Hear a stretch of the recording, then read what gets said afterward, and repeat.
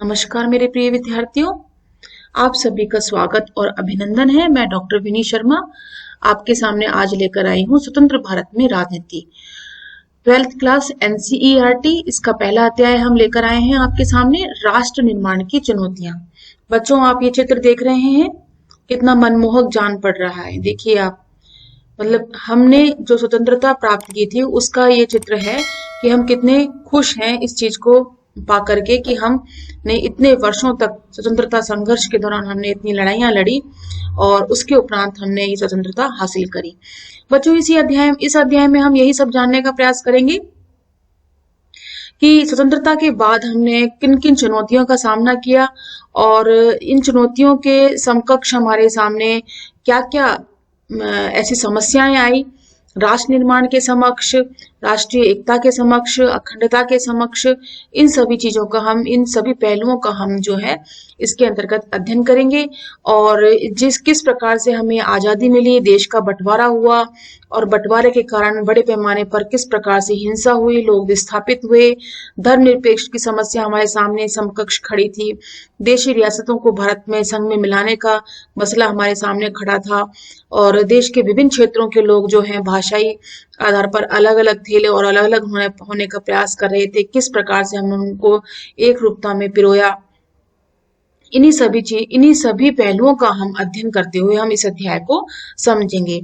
ये कलकत्ता का चित्र है 1947 का और दंगा प्रभावित क्षेत्रों में शांति स्थापित करने के लिए हिंदू और मुस्लिम समुदाय के लोग भारत और पाकिस्तान का झंडा फहराते हुए शहर में गश्त कर रहे ट्रकों पर चढ़े और इन लोगों का ये चित्र विभाजन की खुशी और त्रासदी दोनों का एक साथ बयान करता है। एक तो सबसे पहले तो हम स्वतंत्र हुए और उसके बाद जब विभाजन हुआ तो उसकी भी इन्हें खुशी थी कि भारत पाकिस्तान अलग हो गए और सभी समस्याओं का समाधान हुआ इस प्रकार से, और जो त्रासदी हुई और जो जान माल की हानि हुई उससे भी ये काफी दुखी भी थे और हर तरह की इसमें आपको चेहरे आपको दिखाई देंगे। तो बच्चों, आगे हम देखते हैं राष्ट्र निर्माण की चुनौतियां, अध्याय 1। तो राष्ट्र निर्माण में किन किन चुनौतियों का हमने सामना किया स्वतंत्र भारत में। तो सन 1947 के 14-15 अगस्त की मध्य रात्रि को हिंदुस्तान आजाद हो चुका था और स्वतंत्र भारत के प्रथम प्रधानमंत्री नेहरू जी ने इस रात संविधान सभा के एक विशेष सत्र को संबोधित किया और उनका यह प्रसिद्ध भाषण था संबोधित करते समय कि भाग्य वधु से चिर प्रतीक्षित भेंट, ट्रस्ट विद डेस्टिनी, इसके नाम से इसे जाना जाता है। हिंदुस्तान की जनता इसी क्षण की प्रतीक्षा कर रही थी। आपने इतिहास की पाठ्य पुस्तकों में भी पढ़ा होगा कि हमारी आजादी की लड़ाई में कई आवाजें बुलंद हुई थी। बहरहाल यदि हम देखें बच्चों तो दो बातों पर सबकी सहमति थी। पहली बात तो ये थी कि आजादी के बाद देश का शासन लोकतांत्रिक सरकार के जरिए चलाया जाएगा और दूसरी यह है कि सरकार सबके भले के लिए काम करेगी। सरकार कैसी होनी चाहिए? लोकतांत्रिक होनी चाहिए और सरकार सभी के भले के लिए कार्य करती रहनी चाहिए। ये इन दो बातों पर सहमति थी। इस शासन में गरीबों और कमजोरों का खास ख्याल रखा जाएगा। किसका? गरीबों का और कमजोरों का। देश अब आजाद हो चुका था और आजादी से जुड़े इन सपनों को साकार करने का वक्त अब आ चुका था। यह कोई आसान काम नहीं था, जितना हमें आसान लग रहा था वो इतना आसान भी नहीं था। आजाद हिंदुस्तान का जन्म कठिन परिस्थितियों में हुआ। हिंदुस्तान सन 1947 में जिन हालात के बीच आजाद हुआ, शायद उस वक्त तक कोई भी मुल्क यानी देश वैसे हालात से आजाद नहीं हुआ होगा। आजादी मिली लेकिन देश के बंटवारे के साथ। सन 1947 का साल अभूतपूर्व हिंसा और विस्थापन की त्रासदी का साल था। आजाद हिंदुस्तान को इन्हीं परिस्थितियों में अपनी बहुविध लक्ष्यों, मतलब बहुत सारे लक्ष्यों को हासिल करने की यात्रा भी शुरू करनी पड़ी। आजादी के उन उथल पुथल भरे दिनों में हमारे नेताओं का ध्यान इस बात से नहीं भटका कि यह नया राष्ट्र चुनौतियों के चपेट में है। मतलब ये जो आजादी के समय जो हमारे जो नेता थे उनके समकक्ष चुनौतियां आएंगी, इस बात से वो बिल्कुल परिचित थे। अब ये चित्र देखिए आप, 15 अगस्त 1947 लाल किले का प्राचीर से भाषण देते प्रधानमंत्री जवाहरलाल नेहरू जी। अब देखिए आप, ये चित्र भी देखिए आप, ये एक न्यूज़पेपर की कटिंग है और जिसमें काफी चीजें इसमें आपको बता रखी हैं। हिंदुस्तान टाइम्स है और 3 चुनौतियां इसमें बताई गई हैं। मुख्य तौर पर भारत के सामने 3 तरह की चुनौतियां थी। पहली और तात्कालिक चुनौती, एकता के सूत्र में बंधे, है ना, एकीकृत हम हुए। और एक ऐसे भारत को गढ़ने की थी जिसमें भारतीय समाज की सारी विविधताओं के लिए जगह हो। मतलब भारतीय समाज जो विविधता लिए हुए था, वह सभी विविधताओं को समाहित करने के लिए तैयार था। और भारत अपने आकार और विविधता में किसी महादेश के बराबर था। यहाँ अलग अलग बोली बोलने वाले लोग थे, उनकी संस्कृति अलग थी, सबकी अपनी अपनी बोलियां अलग थी, सबकी संस्कृति अलग थी, और वे अलग अलग धर्मों के अनुयायी भी थे। उस वक्त आमतौर पर यही माना जा रहा था बच्चों कि इतनी विविधताओं से भरा कोई देश ज्यादा दिनों तक एकजुट नहीं रह सकता है। और देश के विभाजन के साथ लोगों के मन में समाई यह आशंका एक तरह से सच भी साबित हुई थी, और भारत के भविष्य को लेकर गंभीर सवाल खड़े हो गए थे। भारत एक रह पाएगा या नहीं रह पाएगा, बहुत सी विचारों में असमंजसता फैल गई थी। क्या ऐसा करने के लिए भारत सिर्फ राष्ट्रीय एकता की बात पर सबसे ज्यादा जोर देगा और बाकी उद्देश्यों को तिलांजलि दे देगा? क्या ऐसे में हर क्षेत्रीय उप क्षेत्रीय पहचान को खारिज कर दिया जाएगा? उस वक्त का सबसे तीखा और चुभता हुआ ये सवाल ये था कि भारत की क्षेत्रीय अखंडता को कैसे हासिल किया जाएगा। कहने का मतलब ये है कि उस समय सभी के मन में ये आशंका थी, क्या हम एकजुट होने के लिए ही प्रयासरत रहेंगे? क्या सभी जो विभिन्नता लिए हुए सभी जो लोग थे, क्या हम उन्हीं को एक करने में ही लगे रहेंगे? क्षेत्रीय और उप क्षेत्रीय पहचान सब खारिज हो जाएगी, देश के विकास की समस्या जो है वो सबको हम तिलांजलि दे देंगे, और मतलब क्या ऐसी चीजें हमें करनी होंगी? मतलब ये सभी चुनौतियां जो हैं उन सब के सामने खड़ी थी। दूसरी चुनौती सबसे बड़ी थी लोकतंत्र को कायम करने की। आप भारतीय संविधान के बारे में पहले भी हम पढ़ चुके हैं, और 11th क्लास में, और आप जानते भी हैं कि संविधान में मौलिक अधिकारों की गारंटी दी गई है और हर नागरिक को मतदान का अधिकार दिया गया है। भारत ने संसदीय शासन पर आधारित प्रतिनिधिमूलक लोकतंत्र को अपनाया, और इन विशेषताओं से ये बात सुनिश्चित हो गई कि लोकतांत्रिक ढांचे के भीतर राजनीतिक मुकाबले होंगे। लोकतंत्र को कायम करने के लिए लोकतांत्रिक संविधान जरूरी होगा। लेकिन इतना भर काफी नहीं था। चुनौती यह भी थी कि संविधान में से मेल खाते लोकतांत्रिक व्यवहार बर्ताव चलन में भी आने चाहिए, मतलब व्यवहार में भी आने चाहिए। ऐसा नहीं है कि संविधान में हमने लिख दिया सिर्फ काफी हो गया, उसको व्यवहार में लागू करना भी बहुत ज्यादा महत्वपूर्ण था। तीसरी चुनौती थी ऐसे विकास की जिसमें समूचे समाज का भला हो, समूचे समाज का भला हो जिनमें सभी तबके के लोग हों, है ना। और इस मोर्चे पर भी संविधान में यह बात साफ कर दी गई थी कि सबके साथ समानता का बर्ताव किया जाए और सामाजिक रूप से वंचित तबकों तथा धार्मिक सांस्कृतिक अल्पसंख्यक समुदायों को विशेष सुरक्षा दी जाए। संविधान ने राज्य के नीति निर्देशक सिद्धांतों के अंतर्गत लोक कल्याण के उन लक्ष्यों को भी स्पष्ट कर दिया था जिन्हें राजनीति को जरूर पूरा करना चाहिए था। अब असली चुनौती आर्थिक विकास की और गरीबी के खात्मे के लिए, इनके लिए कारगर नीतियां तैयार करने की थी। आजाद हिंदुस्तान ने इन चुनौतियों के आगे क्या रुख अपनाया? संविधान में तय किया गया कि विभिन्न लक्ष्यों को हासिल करने की दिशा में कहां तक सफलता मिल सकती है। इस पूरी ही किताब में हम इन्हीं सवालों को खंगालने का प्रयास करेंगे, और इस किताब में आजादी के बाद के दौर में भारतीय राजनीति की कथा लिखी गई है ताकि आप खुद स्वयं ये सोच सकें इन जैसे बड़े सवालों के अपने उत्तर तलाशने के काबिल हो सकें। और शुरुआत के 3 अध्यायों में हम ये जानने का प्रयास करेंगे बच्चों कि ऊपर जिन 3 चुनौतियों का जिक्र किया गया है उनको आजादी के बाद शुरुआती सालों में कैसे सामना किया गया। आजादी के तुरंत बाद राष्ट्र निर्माण की चुनौती सबसे प्रमुख थी। इस पहले अध्याय में हम इस चुनौती को पर ध्यान देंगे और शुरुआत में उन घटनाओं की चर्चा करेंगे जिन्होंने आजादी को एक संदर्भ प्रदान किया, और इससे हमें यह समझने में मदद मिली कि आजादी के समय राष्ट्रीय एकता और सुरक्षा का सवाल सबसे प्रमुख चुनौती के रूप में क्यों उभरा।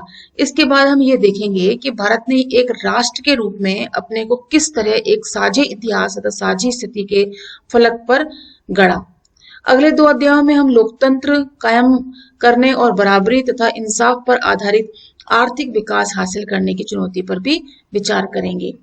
अब ये एक चित्र बताया गया है, इसमें देखिए आप, मेरे मन में हमेशा यह इच्छा रही कि एक टाइम मशीन मिल जाए तो मैं थोड़ा पीछे लौटूं और 15 अगस्त 1947 के जश्न में शिरकत करूं, लेकिन यहाँ तो मामला कुछ और ही अलग नजर आता है। मतलब किस प्रकार से इन चुनौतियों का सामना करना है, बहुत सी विविधताएं, बहुत सी समस्याएं आई। अब ये देखिए, कल हम अंग्रेजी राज की गुलामी से आजाद हो जाएंगे, लेकिन आधी रात को भारत का बंटवारा भी होगा, इसलिए कल का दिन हमारे लिए खुशी का दिन होगा और गम का भी। ये महात्मा गांधी जी ने 14 अगस्त 1947 को कलकत्ता में ये वक्तव्य कहे। तो हमारे सामने इन तीन चुनौतियों का सामना करना, इन तीन चुनौतियों को पूरा करना, इनके सामने आने वाली समस्याओं को पूरा करना, ये हमारे लिए उस समय बहुत ही समस्याप्रद रही। तो इन्हीं को देखते ही हम इस पाठ की शुरुआत करेंगे बच्चों। और ये आप देख सकते हैं यहाँ प्रदर्शित 3 डाक टिकटों का प्रथम गणतंत्र दिवस 26 जनवरी 1950 के अवसर पर जारी किया गया था। और इन टिकटों पर छपे चित्र में आपको नए गणतंत्र के सामने खड़ी किन किन चुनौतियों के बारे में जानकारी मिलती है। अगर आपको 1950 में इन डाक टिकटों की डिजाइन तैयार करने के लिए कहा जाता तो आप इन टिकटों पर किस तरह के चित्र उकेरते, मतलब किस तरह के चित्र आप दर्शाते, आप सोचिए और समझिए। तो इनमें क्या चित्र दिखाए गए हैं, है ना, किन किन पर ध्यान आकर्षित किया गया है, और अगर आप इस समय ऐसे होते तो क्या आप इन चीजों को किस तरीके से दर्शाते।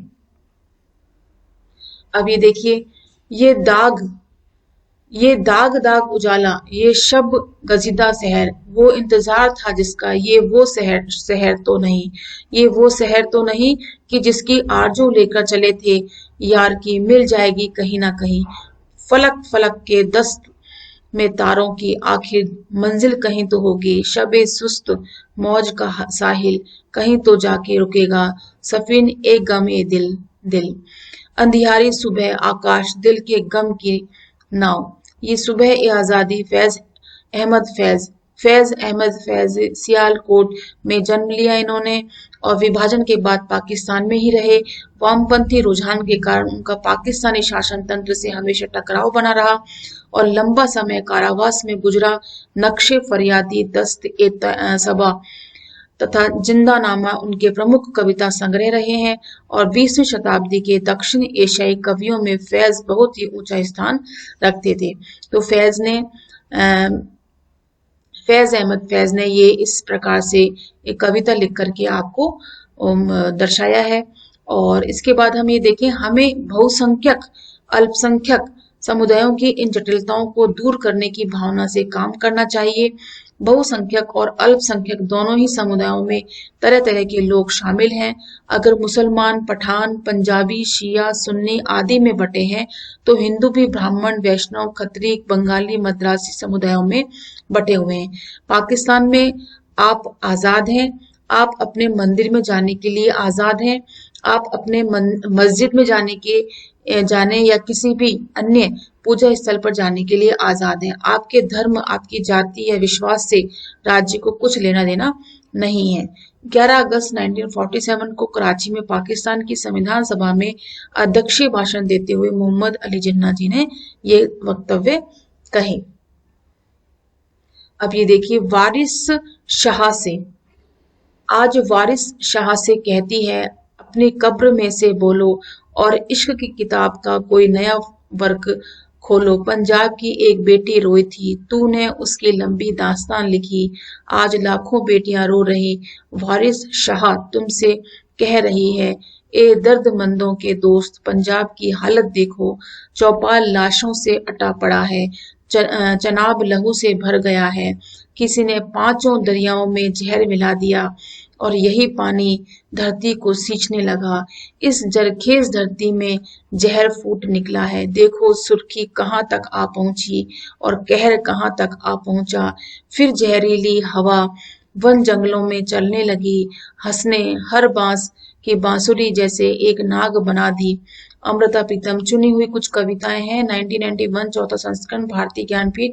अमृता प्रीतम 1919 और 2005 तक पंजाबी भाषा का प्रमुख कवित्री और कथाकार हैं। साहित्यकार, उपलब्धियों के लिए साहित्य अकादमी, पद्मश्री, ज्ञानपीठ पुरस्कार से सम्मानित हैं और विभाजन के बाद दिल्ली में निवास जीवन के अंतिम समय तक पंजाबी की साहित्यिक पत्रिका नागमणि का इन्होंने संपादन किया।